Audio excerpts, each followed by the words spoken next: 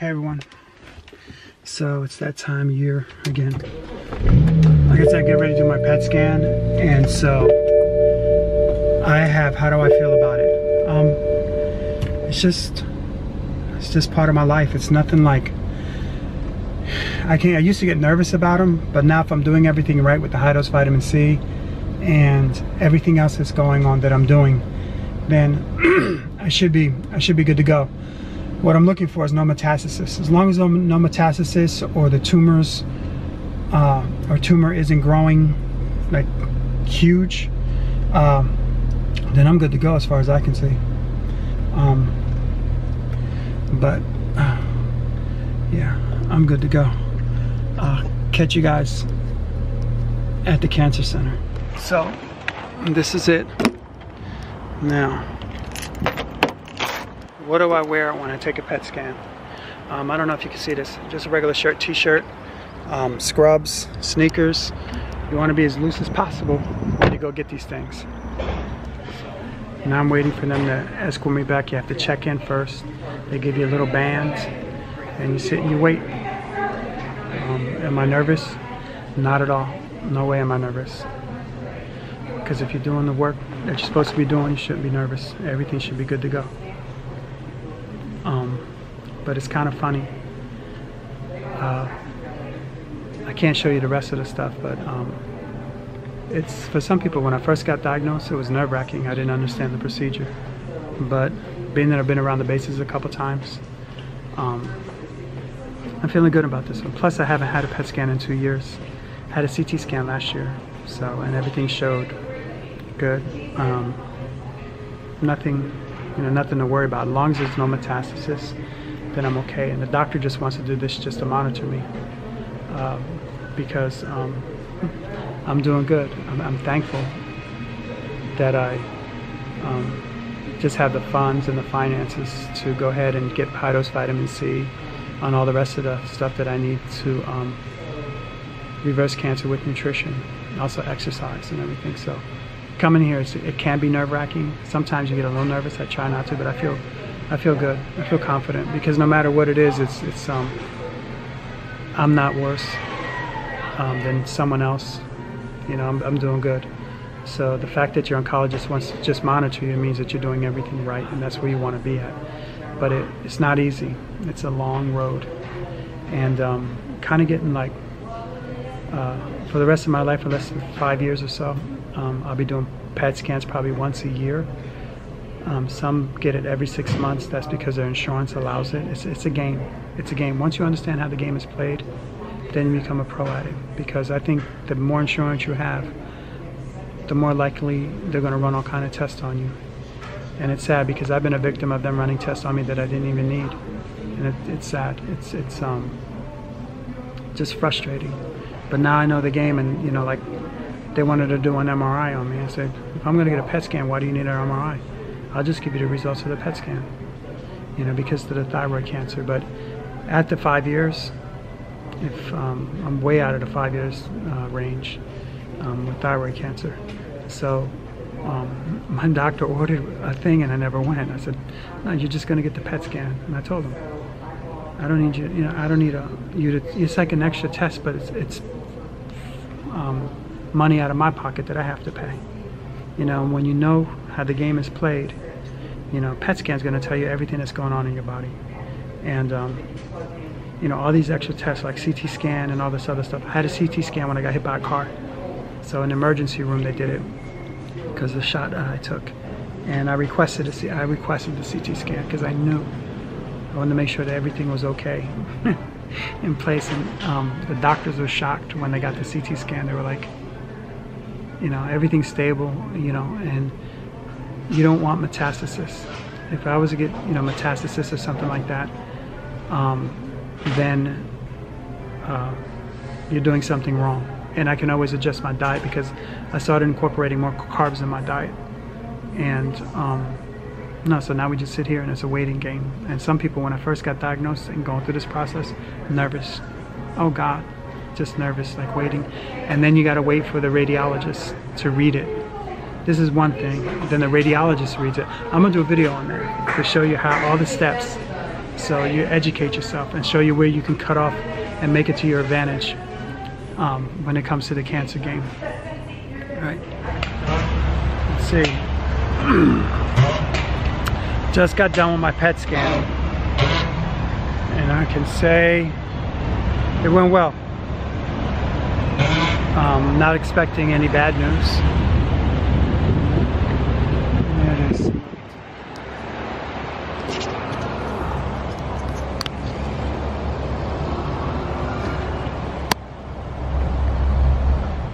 And here I am. I don't think I showed this on my YouTube channel, but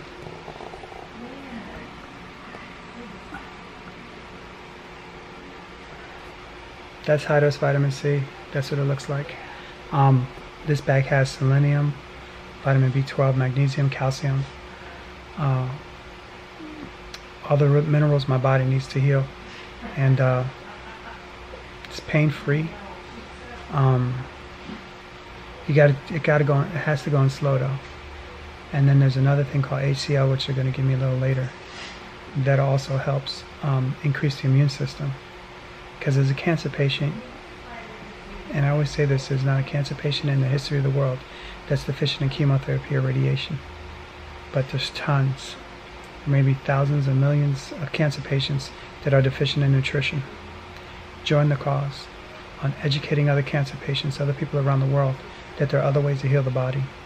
For myself, I'm really not against chemotherapy or radiation, but I don't think it should be used first in the fight against cancer, which isn't really a fight. Your body needs to heal from cancer. It's already fighting cancer. You know, the fact that you have a tumor, your body's already fighting cancer. It's probably been fighting cancer for 5 to 7 years, depending on how aggressive or how toxic you are and what your lifestyle's like. But you have to live a life and find out what you're passionate about. In order to heal from something, you have to find out what got you there. And for me, it's been healing spirit, soul, and body. And to find out the PET scan results, as long as there are no metastasis, I'm good to go. Which, you know, I'm very confident that the results are going to come back good. You know, as long as the tumors continue to shrink, that's what we want. And if not, there's other protocols here my naturopath doctor has. We already talked about it, you know, about doing this if this doesn't work. But so far, my body's been responding to the vitamin C treatment along with Laetrile, HCl, plant-based diet for the most part. Tons of juicing.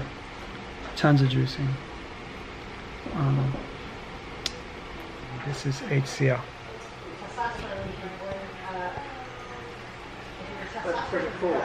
So it increases my immune system, it boosts up the immune system, the white blood cell count, and lymphocytes, and something else it does. But it increases it, so it'll fight the cancer naturally. If this thing goes in too fast, there's a burn like you wouldn't believe. I mean, this thing will set you on fire. So pay attention whenever I'm playing with this thing. It's gonna be 6:50, and I just got done with my day. Just got done with the high-dose vitamin C and all the treatments that go on here at the my naturopath doctor. So this morning was a long day, real long. 8 o'clock for the PET scan, the prep, and I couldn't show you guys everything, but you don't want to get cancer, and if you do, you want to educate yourself first. I just want to give you an update on the PET scans, and as expected, everything came out okay.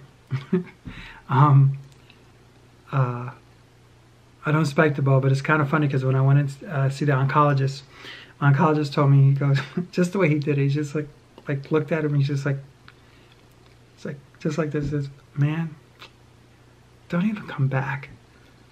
You're doing good. We're just going to give you another PET scan and just don't come back. Anything that's left in your body is just going to clear up. And I knew what he was talking about because there were other things that were going on and everything was clearing up.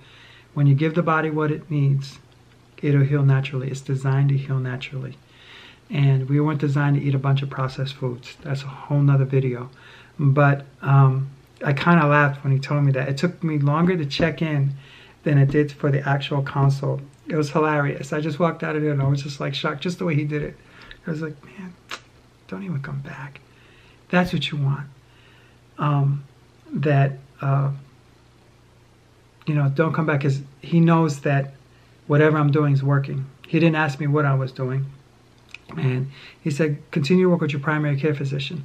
And it's not my primary care physician that's doing it. It's my naturopath doctor that's doing it. It's the high-dose vitamin C. It's the layer trill. It's living a life of gratitude, living a life of purpose, being focused, And the one thing that I really get is how I approach it. As you can see earlier in the video, that I wasn't afraid to take the PET scan. Can be nerve-wracking. When I first got, the first time I took a couple PET scans, yeah, but this time I knew I was doing everything right, and I was expecting a result. But because you train, and you hear me say this in other videos, those who have been following me, there's the Olympic Games. And at the Olympic Games, they give medals away for first place, gold for first, silver for second, and bronze for third. At the Cancer Games, okay, there's the Olympic Games and then there's the Cancer Games. At the Cancer Game, okay, the Cancer Olympics, they don't give medals away for second place. It's either going to do it or you're going to go home. That's how serious it is. When you look at, let's take the Olympic athlete, Usain Bolt, great runner for Jamaica, and using him as an example, he probably trained 8 years of his life, 4 years of his life for the next Olympic Games, only to run a 9-second race. Michael Phelps, how many hours did he spend in a pool just to run swim a minute race? It's the mentality up here. And being that you're at the Olympic Games, they play for medals. Okay, so they're down here. They play for accolades. They play for endorsements, prestige, whatever your motivation is. They're here at the Olympic Games. At the Cancer Games, it's a whole different level. Here, the Olympic Games, you're playing for accolades, prestige. At the Olympic Games, or the Cancer Games, you're playing for your life. That's the stakes. It's a little higher. And, I believe in the good book, and the good book says God is no respecter of persons. If he can do it for me, he can do it for you. And it starts here. I tell people all the time to make the decision here. Learn how to spend time with yourself and listen to yourself. Because somewhere along your journey, you got lost in life. Somewhere in life, you just settled and was miserable. It's just not one thing that makes you get cancer. The fact that you got diagnosed with cancer today, you already had it for 4, 5, 7 years, 10 years of your life. And you guys are hanging out just fine till you went to the doctors and he diagnosed you, and now hell's breaking loose in your mind. It's a journey, but it starts here. It's the good book says, casting down imaginations and every high thing that exalts itself against the knowledge of God. And for me, I fall asleep. I don't keep my iPhone in the room with me, but how can I say this? I'm constantly meditating on positive things, and that comes through training. That just didn't happen overnight, because I had stinking thinking. I had a bunch of other stuff going on up here, but constantly being focused on the prize. The prize is just not only being cancer-free, okay? And I can get into that, but I'm not going to get into it. The thing is living a life of passion, living a life of purpose, a life of gratitude. See, because we've been told that, I don't consider myself a cancer survivor. And I say this during my lectures, that when I teach and other videos, I don't consider myself a cancer survivor. A cancer survivor alludes to, let's say you fall through some ice and you're just grabbing for pieces just to pull yourself out of the water, and they keep on snapping. And you're just swimming in there, in that ice water, trying to pull yourself out. There's gray clouds over your head. That's a cancer survivor. You're in the jungle somewhere and you're lost and you're trying to survive. I don't consider myself a cancer survivor. I want to start a movement. I consider myself a life thriver. Okay? There's a paradigm shift. A cancer survivor is like, ooh, I got to survive this cancer. A life thriver is focused on living his purpose and living his life. That's the difference. It's a mindset. It's a whole shift in how you're approaching to heal your body. That you're living your life to the fullest. You're figuring out what your purpose is here. Life is a gift. Once you get diagnosed with cancer, you're going to find out how valuable your life is. Okay? The true thing is, and I say this, and I haven't said it in a while, is you got to ask yourself, how much is your mind worth? How much are you worth? How much do you love yourself to make the change? And it's amazing what the body will do when you give it what it wants. My body was not only lacking of nutrition, it wanted to rest. It wanted to be at peace. And to get where I got to and to go where I'm at right now, to get to where I'm at right now, didn't happen overnight. It's a long road, and I'm still on the road to recovery. But I know I'm going in the right direction, and so many people have helped me out. And I want to thank everybody who subscribed to my channel. And I just want to do things different. And I want to take you along for the journey that I'm on, from working out in the gym to show you what it's like to go through it. This is just a little taste of what's coming in 2018. Thank you. God bless you guys. And shalom, peace. Take care.